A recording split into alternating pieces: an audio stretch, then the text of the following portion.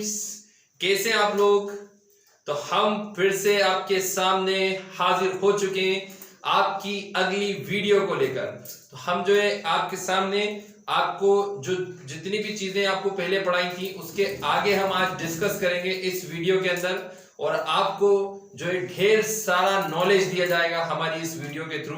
तो जैसे कि आप लोगों ने पहली वीडियो को बहुत ज्यादा जो है पसंद किया, उसको जो है शेयर भी किया और दूसरे बच्चों तक जो है आपने उसको पहुंचाया, फॉरवर्ड किया। तो इसी तरह से मैं चाहता हूं कि आप इस वीडियो को भी ज्यादा से ज्यादा स्टूडेंट्स तक फॉरवर्ड करें, क्योंकि हमारे कई स्टूडेंट्स ऐसे हैं जो कि पूरे तरीके से पढ़ नहीं पा रहे हैं। कहीं ना कहीं एक जो है प्रॉब्लम्स रहती हैं। कहीं आजकल बारिश का मौसम है, तो बारिश के मौसम की वजह से भी बहुत सारे स्टूडेंट्स ऐसे हैं जो कहीं पढ़ने के लिए जाते हैं लेकिन वहां तक पहुंच नहीं पाते, बिकॉज बारिश का मौसम है। तो उसकी वजह से कहीं जो नदी नाले उफान पर है, ठीक है।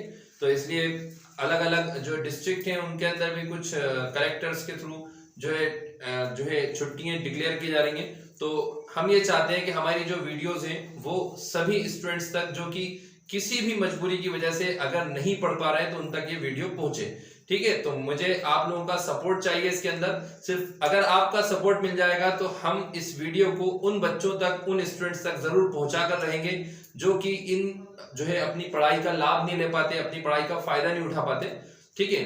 तो मैं उम्मीद करता हूं कि आप इस वीडियो को ज्यादा से ज्यादा जो है सपोर्ट करेंगे, इस वीडियो को ज्यादा से ज्यादा स्टूडेंट तक पहुंचाएंगे। और अगर अभी तक आपने चैनल को सब्सक्राइब नहीं किया है तो इस चैनल को जरूर सब्सक्राइब करें और बेल आइकन पर भी जो है क्लिक करें ताकि ये वीडियो आपके पास सबसे पहले पहुंचे, ठीक है। तो देखते हैं, हम स्टार्ट करते हैं आगे अपनी क्लास 12 की जर्नी, क्लास 12 का फिजिक्स, जिसके अंदर मैंने आपको लास्ट टाइम जो है पढ़ा दिया था। क्लास 12 के फिजिक्स में चैप्टर फर्स्ट स्टार्ट किया था, और चैप्टर फर्स्ट में मैंने लास्ट टाइम आपको डिस्कस किया था electronic theory of electric charge, ठीक है। अब इसके आगे हम स्टार्ट कर रहे हैं electronic theory of electric charge के बाद आगे हम पढ़ रहे हैं आज कंडक्टर के बारे में, बिकॉज आपका जो चैप्टर फर्स्ट है उसमें बहुत सारी चीजें कंडक्टर से रिलेटेड है, ठीक है। इसके बाद जब चैप्टर सेकंड स्टार्ट होगा तो उसमें भी बहुत सारी चीजें कंडक्टर से रिलेटेड होंगी। इसलिए आज हमें कंडक्टर, इंसुलेटर और बेसिक प्रॉपर्टीज ऑफ चार्जेस, ये आज के हमारे टॉपिक होने वाले। कंडक्टर, इंसुलेटर, ठीक है, और इसके बाद कंडक्टर, इंसुलेटर के बाद बेसिक प्रॉपर्टीज ऑफ चार्जेस, ये आज के हमारे टॉपिक हैं। आपको थंबनेल के ऊपर भी ये चीजें दिखाई देंगी और आपको बहुत इजीली सारे टॉपिक, अगर आप YouTube के ऊपर सर्च करोगे अपने चैनल के ऊपर तो आपको सारी चीजें जो है उसके अंदर मिल जाएंगी, सारे कंटेंट आपको मिल जाएंगे और आपको 1 बाय 1 जो है मैं सारे कंटेंट, सारी वीडियोस अवेलेबल कराऊंगा बेसिक प्रॉपर्टीज ऑफ चार्जेस, ठीक है। आपको घबराने की जरूरत नहीं है, टेंशन लेने की जरूरत नहीं है, क्योंकि हमारा चैनल, आपका चैनल आपके लिए लेकर आ रहा है वो सारी प्रॉब्लम का सॉल्यूशन, जिसको लेकर के आप बहुत ज्यादा चिंतित रहते हैं, बहुत ज्यादा परेशान रहते हैं। तो आपको परेशान रहने की जरूरत नहीं है, ठीक है। तो हम स्टार्ट कर रहे हैं चैप्टर फर्स्ट के ये टॉपिक, कंडक्टर क्या होता है, इंसुलेटर क्या होता है और साथ में बेसिक प्रॉपर्टीज ऑफ चार्जेस। तो हम आज आपको जो है इन टॉपिक्स के बारे में डिस्कस करेंगे। मैं ज्यादा जो है लॉन्ग वीडियो, लंबी वीडियो नहीं बनाऊंगा, इसलिए क्योंकि आप लोग भी बोर हो जाते हैं ज्यादा लंबी वीडियो देखने में। तो इसलिए अपन शॉर्टकट में ये सारे टॉपिक्स क्लियर करेंगे और इनसे रिलेटेड जो भी न्यूमेरिकल्स हैं, बेसिक प्रॉपर्टीज ऑफ चार्जेस से रिलेटेड, तो वो भी आपको बताए जाएंगे, सिखाए जाएंगे, कुछ प्रैक्टिस के तौर पे भी आपको दिए जाएंगे। अगर आप इनको घर पे करना चाहें, अपने घर पे बैठ के अगर पढ़ना चाह रहे हैं तो भी आप इनको कर सकते हैं, ठीक है। तो हम स्टार्ट करते हैं बिना टाइम वेस्ट किए सबसे पहले कंडक्टर के बारे में, ठीक। तो देखें दोस्तों ध्यान से, कंडक्टर क्या होता है। कंडक्टर होता है जिसमें करंट फ्लो होता है, जिसमें क्या फ्लो होता है, करंट, ठीक है। जैसे कि मान लो ये मार्कर है, ये मार्कर बहुत काम का है, हर जगह इसका एग्जांपल अपन दे सकते हैं।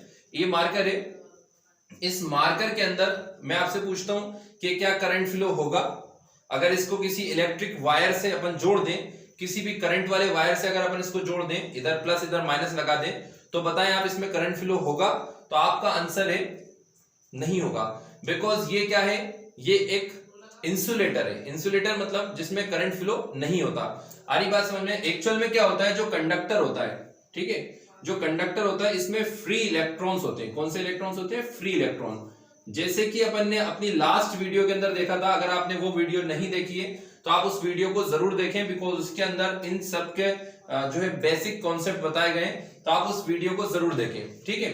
तो फ्री इलेक्ट्रॉन जो होते हैं जो न्यूक्लियस से ज्यादा दूरी पर होते हैं, ठीक है ना, those electrons which are far from nucleus is called free electron, ठीक है। तो जो इलेक्ट्रॉन बहुत ज्यादा दूरी पर होते हैं वो क्या होते हैं, फ्री इलेक्ट्रॉन्स। तो कंडक्टर में फ्री इलेक्ट्रॉन बहुत ज्यादा पाए जाते हैं, कंडक्टर में फ्री इलेक्ट्रॉन्स बहुत ज्यादा पाए जाते हैं, इसलिए इनमें करंट फ्लो होता है। और इंसुलेटर के अंदर फ्री इलेक्ट्रॉन कम होते हैं, इंसुलेटर जो होते हैं उनमें फ्री इलेक्ट्रॉन्स बहुत कम मात्रा में, बहुत ही कम क्वांटिटी पाए जाते हैं। और यहां तक कि बहुत ही कम ऐसे इंसुलेटर हैं जिनके अंदर फ्री इलेक्ट्रॉन पाए जाते हो, तो इंसुलेटर्स में करंट फ्लो नहीं होता है। आ रही बात समझ में, क्योंकि इसके अंदर फ्री इलेक्ट्रॉन्स नहीं पाए जाते, ठीक है, इनमें फ्री इलेक्ट्रॉन नहीं पाए जाते, ये फ्री इलेक्ट्रॉन नहीं होते, और इनमें फ्री इलेक्ट्रॉन होते हैं, तो इसलिए इनमें करंट फ्लो होता है। बाकी मैं आपको बताऊं कंडक्टर क्या होते हैं, तो वो सब्सटेंस जो करंट को फ्लो होने देते हैं, वो सब्सटेंस। मैं आपसे पूछ रहा हूं, रिपीट करता हूं, इस मार्कर के अंदर करंट फ्लो होगा? आप बोलेंगे नहीं होगा। क्यों नहीं होगा? क्योंकि इसके अंदर फ्री इलेक्ट्रॉन नहीं है। आ रही बात समझ में, तो ये करंट को फ्लो नहीं होने देगा। लेकिन अगर ये करंट को फ्लो होने देता है तो अपन क्या कहेंगे, इसमें फ्री इलेक्ट्रॉन है। आ रही बात समझ में, तो कंडक्टर क्या होता है, जिसमें करंट फ्लो होता है। तो इसकी डेफिनेशन मैं आपके सामने लिखता हूं, दो substance which are allowed to flow current, which are allowed to flow current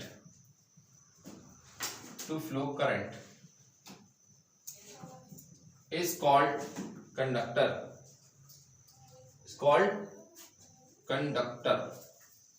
समझ आ रहा है आपको? बहुत इजी है, ठीक है। दो substance which are allowed to flow current is called conductor। वो सब्सटेंस जो करंट को अलाउ फ्लो होने देते हैं, मतलब कि फ्लो होने देते हैं, वो क्या कहलाते हैं, वो कंडक्टर कहलाते हैं। और इंसुलेटर की क्या होगी, दो सब्सटेंस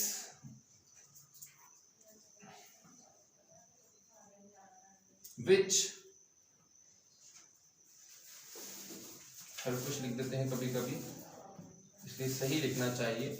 बहुत ज्यादा पढ़ाई करने की जरूरत है, तभी जाके अपन सही लिख सकते हैं। कॉपी में, एग्जाम कॉपी में सब जगह अगर जरा सी भी मिस्टेक होती है तो उसके भी मार्क्स कट जाते हैं। तो आप लोग ध्यान रखें इस चीज का, ठीक है।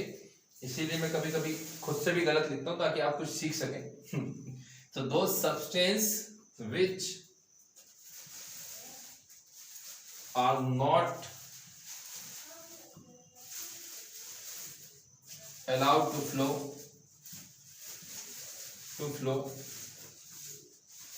current is called insulator। तो आपको इतना क्लियर हुआ होगा, मैं उम्मीद करता हूं कि आपको ये समझ में आया होगा। वो सब्सटेंस जिसमें करंट फ्लो होता है, जो करंट को अलाउ होने देते हैं, फ्लो को अलाउ होने देते हैं, वो क्या कहलाते हैं, कंडक्टर। और जो सब्सटेंस करंट को फ्लो नहीं होने देते, करंट को अलाउ नहीं होने देते, वो क्या कहलाते हैं, इंसुलेटर। तो ये दो डेफिनेशन आपके सामने आपके बोर्ड पर लिखी हुई है, आप इनको जो है स्क्रीनशॉट ले सकते हैं या फिर इनको नोट कर सकते हैं। बट नोट करने में थोड़ा टाइम चाहिए, और हम जो अपनी वीडियो को शूट कर रहे हैं वो थोड़ा एक स्मॉल पीरियड में शूट करना चाह रहे हैं, इसलिए आप लोग इसका स्क्रीनशॉट ले लें। स्क्रीनशॉट को हम शॉर्टकट में एसएस बोल सकते हैं, ठीक है। आप इसका एसएस ले लें, तो फिर उसके बाद अपन आगे कंटिन्यू करते हैं, ठीक है। तो आप लोग इसका एसएस लें, तब तक मैं वेट करता हूं आपका।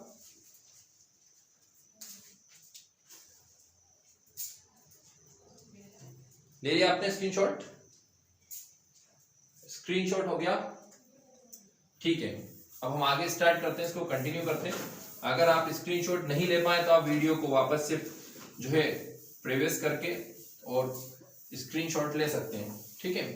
अब इसके आगे हम पढ़ रहे हैं, आज का हमारा अगला टॉपिक है basic properties of charges. Basic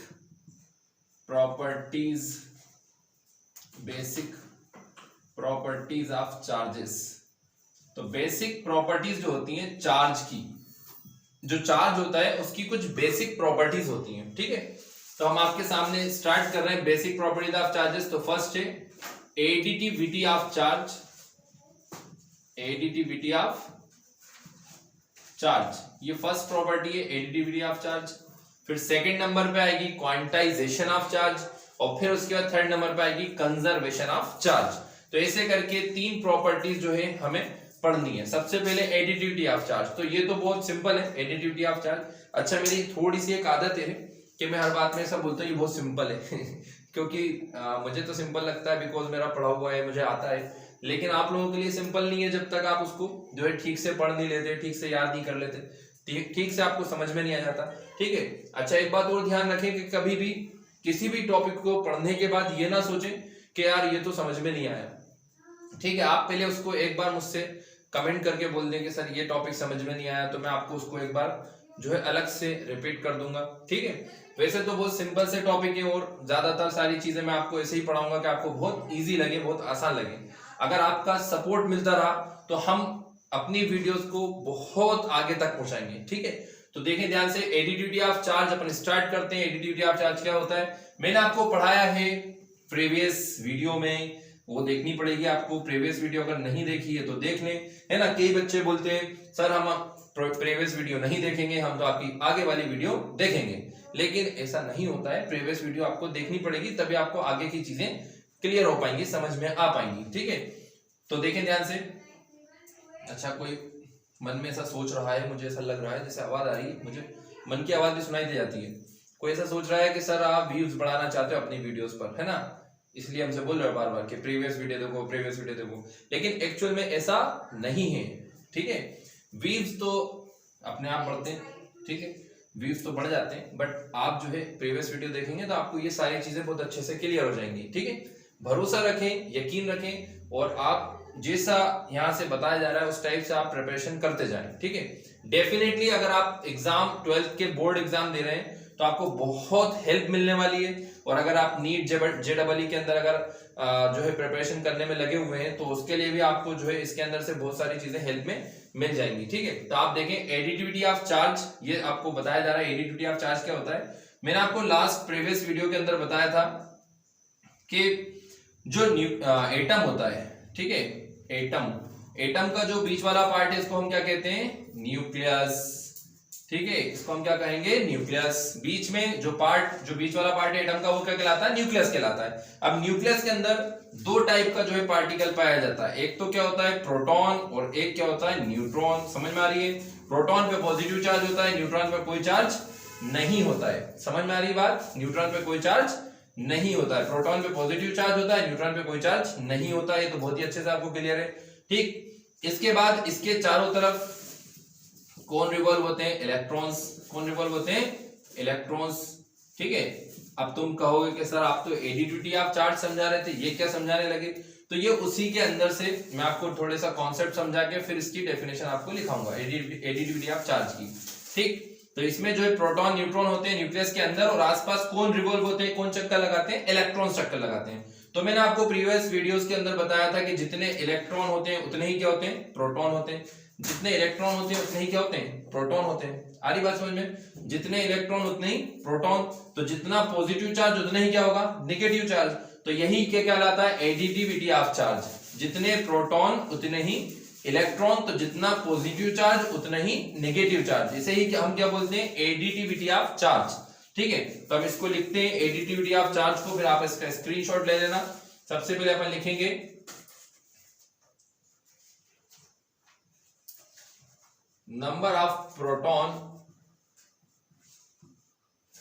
is equal to the number of electron in atom। ये एटम में, एटम को इधर लिख देता हूं, in atom, therefore quantity of positive charge is equal to the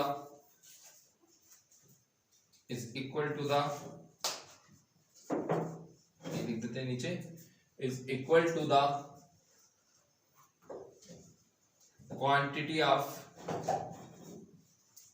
negative charge।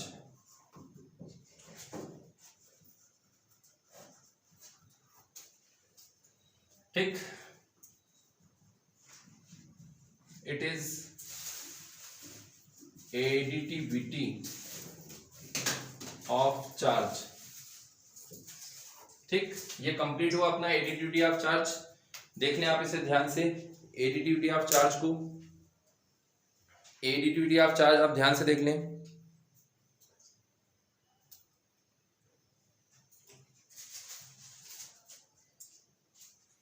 Additivity of charge आप देख लें ध्यान से।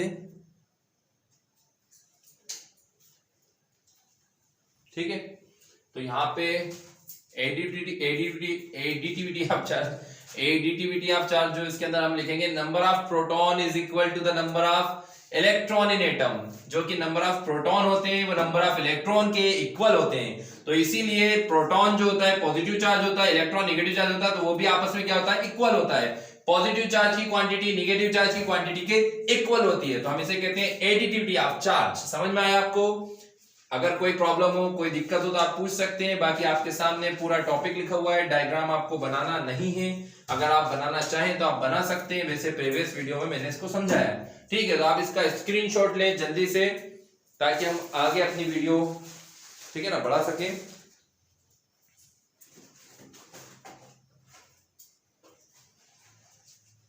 ठीक है, हो गया स्क्रीनशॉट? स्क्रीनशॉट ले लिया आपने? ठीक है, तो हम आगे इसको कंटिन्यू करते हैं। अगला टॉपिक हमारा ये तो था हमारा एडिटिविटी ऑफ चार्ज। अब इसके बाद हम स्टार्ट कर रहे हैं conservation of charge. Second number पे हम आपको पढ़ा रहे हैं कंजर्वेशन ऑफ चार्ज। एक्चुअल में कंजर्वेशन ऑफ चार्ज होता क्या है हम ये समझेंगे, तो आप लोग थोड़ा ध्यान से जो है इस वीडियो को देखते रहे।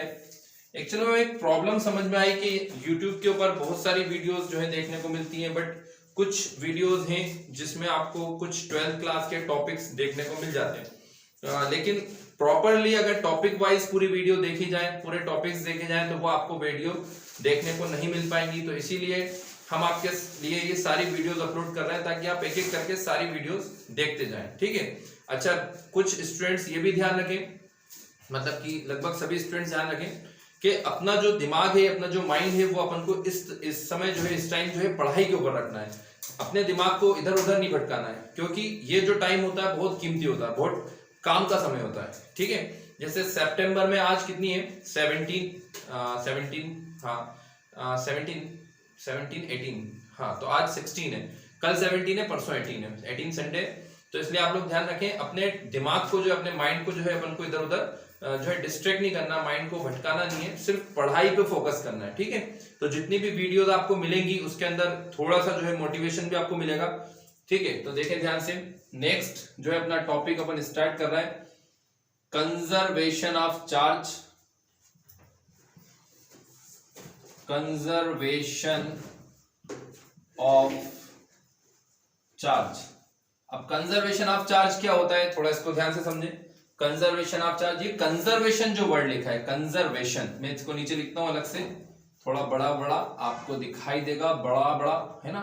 कंजर्वेशन का मतलब क्या है? कंजर्वेशन का मतलब होता है जो चीज कंजर्व रहती है ना, जो चीज क्या रहती है, कंजर्व रहती है। अब आप बोलोगे यार सर कंजर्वेशन और कंजर्व, मेन बात तो वही है कि कंजर्व होता क्या है। कंजर्व का मतलब होता है संरक्षित रहती है, संरक्षित। संरक्षित मतलब जिसमें कोई भी बदलाव, कोई भी चेंजेस ना आता हो, कोई भी बदलाव, कोई भी चेंजेस नहीं आए। समझ में आ रही बात? जो भी ऐसी चीज जिसमें कोई बदलाव, कोई चेंजेस नहीं आए, उसे हम क्या बोलेंगे, संरक्षित बोलेंगे, उसे बोलेंगे कंजर्व। आ रही बात समझने? तो हम पढ़ रहे हैं जो चार्ज होता है वो कंजर्व होता है। चार्ज कैसा होता है? कंजर्व। ठीक है ना। अब ये कैसे समझ आएगा कि चार्ज कंजर्व कैसे होता है, तो इसके लिए आपको वीडियो आगे देखनी पड़ेगी। तो उसके लिए हम आपको बताते हैं कि चार्ज कंजर्व कैसे होता है, क्योंकि 12th बोर्ड के अंदर इसमें से जो इसकी डेफिनेशन है, इसकी डेफिनेशन में से एक ऑब्जेक्टिव पूछा जाता है ज्यादातर, जो इसकी डेफिनेशन है वही ऑब्जेक्टिव में फिल इन द ब्लैंक में पूछी जाती है। ठीक है, तो हम आपको एक एक चीज क्लियर करते चलेंगे। अभी फिलहाल हम इसको आगे स्टार्ट करते हैं, आगे बनाते हैं। देखें ध्यान से, कंजर्वेशन क्या होता है, कंजर्वेशन ऑफ चार्ज क्या होता है, तो समझे अच्छे से। इसकी दो डेफिनेशन है, मैं दोनों डेफिनेशन आपको बता देता हूं कंजर्वेशन ऑफ चार्ज की। एक तो charge can neither be create charge can neither be created and nor be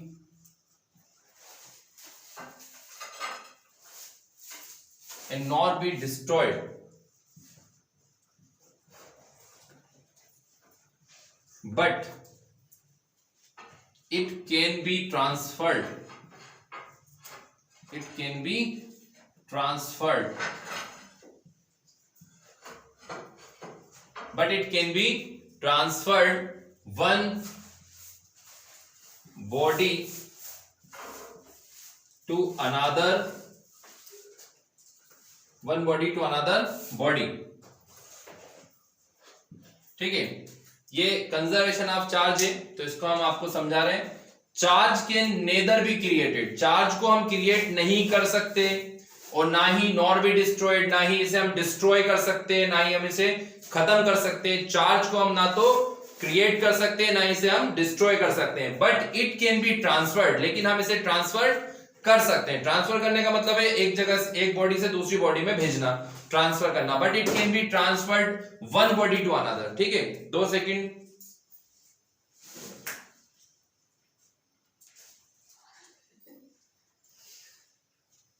but it can be transferred one body to another.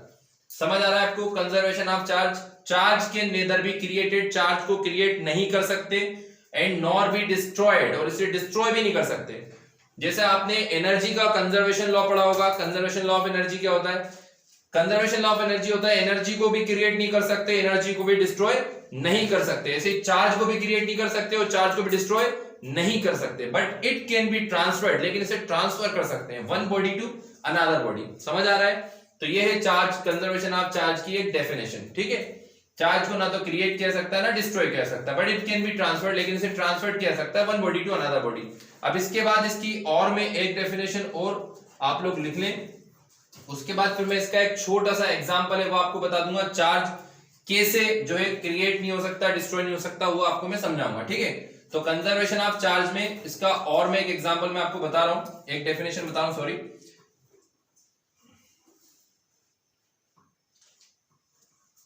The total charge of an isolate system, the total charge of an isolate system, ठीक है ना, जो total charge होता है किसी isolate system का, remains constant,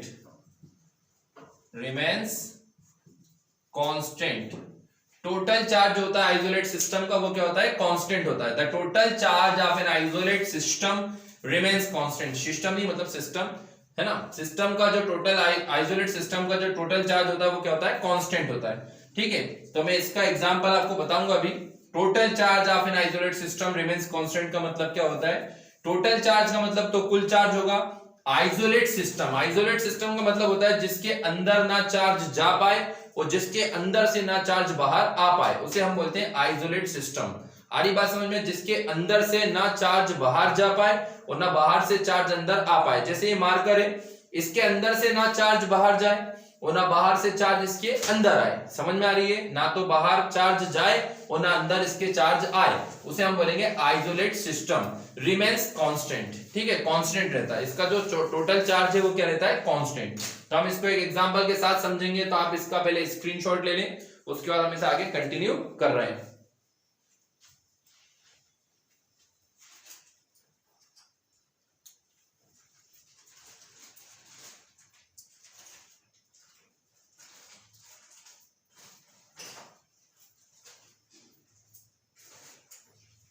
इसका screenshot ले लें आप। जी बिल्कुल, स्क्रीनशॉट ले लें आप इसका, उसके बाद हम इसे कंटिन्यू करते हैं। ठीक है, आगे इसका एग्जांपल मैं आपको बता दूं।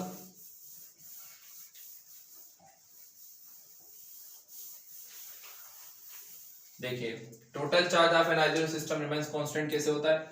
जैसे सपोज कि अपने पास ये एक ऑब्जेक्ट है, ठीक है, ये एक ऑब्जेक्ट एक सिस्टम है ए, ये क्या है, एक सिस्टम, मैं लिख देता हूं यहाँ पे, ये एक सिस्टम है और ये कौन सा सिस्टम है, आइसोलेट सिस्टम, आइसोलेट सिस्टम, ठीक है। और ये दूसरा सिस्टम है हमारे पास, ठीक, ये दूसरा सिस्टम है हमारे पास, इसका हमने नाम क्या दे दिया, बी, और ये भी कैसा है, आइसोलेट, ठीक है ना। A is isolate system and B is also isolate system, दोनों आइसोलेट सिस्टम है।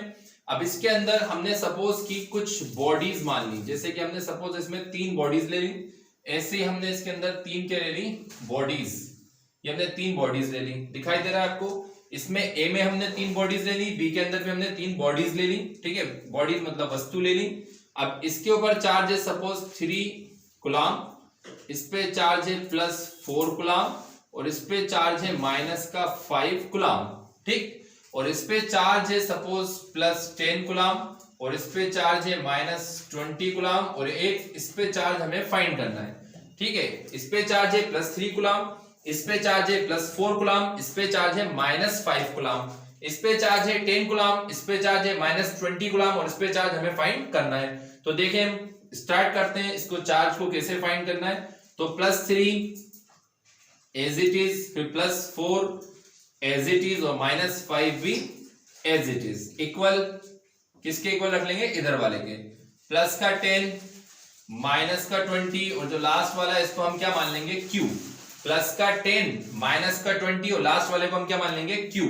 3 + 4 कितना होता है, 7, और -5 एज इट इज।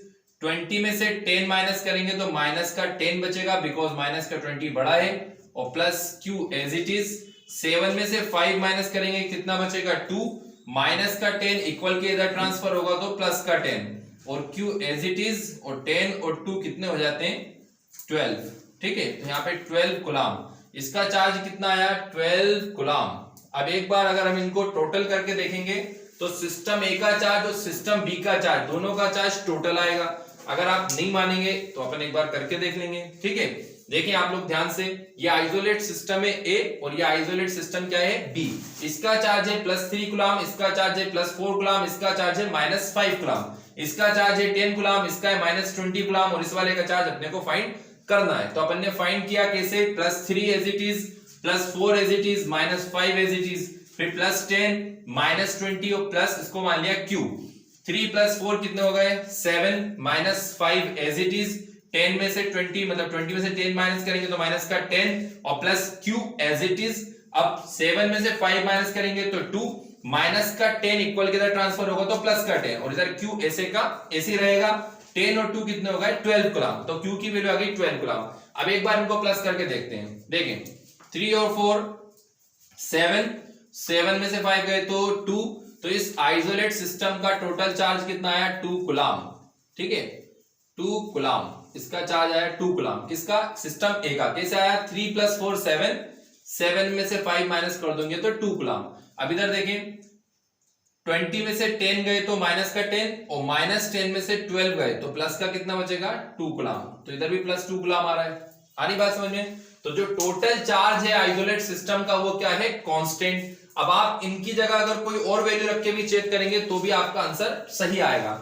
आप अगर ये 3 बॉडीज की जगह अगर 10 बॉडीज भी लेंगे और इधर भी 10 बॉडीज लेंगे तो भी आंसर आपका सेम आएगा, ठीक है। तो ये आप अपने घर पे जो है ट्राई कर सकते हैं। अभी आप फिलहाल इसका स्क्रीनशॉट ले लें, अगर आपको कोई डाउट है तो आप वो मुझे कमेंट करके बता सकते हैं, ठीक है। इसका भी स्क्रीनशॉट ले लें।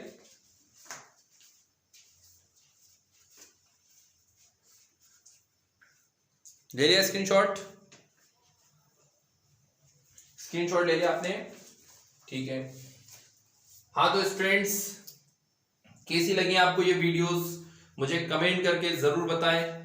और हमारी जो वीडियो है ये जो आपके लिए हमने बनाई है, इसको ज्यादा से ज्यादा जो है पसंद करें, शेयर करें, सब्सक्राइब करें, लाइक करें, और इसको आगे भी जो है बढ़ाते रहें ताकि दूसरे जो स्टूडेंट्स हैं उन तक भी ये वीडियो पहुंच जाए, ठीक है। और इसी तरीके से मैं आपके लिए आगे आने वाले टाइम के अंदर भी वीडियोस बनाता रहूंगा, ठीक, ताकि आपको ज्यादा से ज्यादा नॉलेज मिल पाए। तो देखते हैं अब आने वाले टाइम के अंदर आप इस वीडियो को कितना जो है फॉरवर्ड कर पाते हैं, ठीक है। तो मिलते हैं हम अगली वीडियो के साथ आपसे, तब तक के लिए बाय बाय।